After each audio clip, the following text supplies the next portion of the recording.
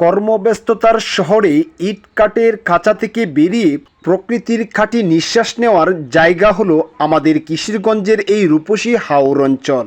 যতদূর চোখ যায় শুধু থই থই জলরাশি আর ওপারে বিশাল নীল আকাশ।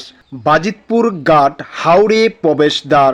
হাওর যাত্রার আসল শিকড় শুরু হয় বাজিতপুর পাটুলি ঘাট থেকে।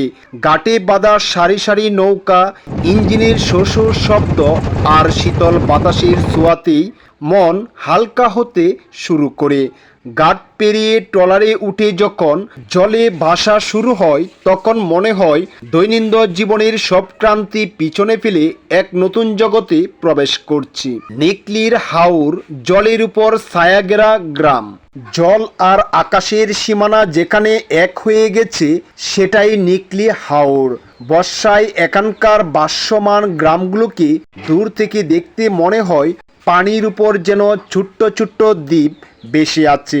মেঠু পথ ধরে হেঁটে চলা, হাওরের স্বচ্ছ পানিতে হাত ভিজিয়ে থাকা আর ট্রলারের ছাদে বসে বাতাসের গান শোনা, নিকলির সৌন্দর্য শব্দে বোঝানো অসম্ভব।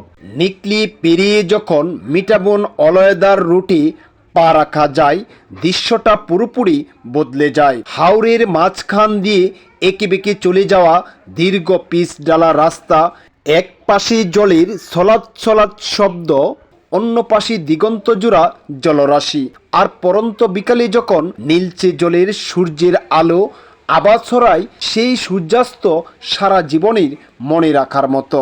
পানি আর বাতাসের এমন বন্ধন যা শহরের সব ব্যস্ততা ভুলিয়ে এক নিমিষেই মন শান্ত করে দেয়।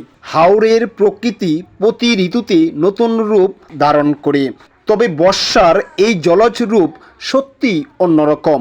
পরিবার বা বন্ধুদের নিয়ে ঘুরে আসার জন্য কিশোরগঞ্জের এই হাওর টিপ এক কথায় সেরা।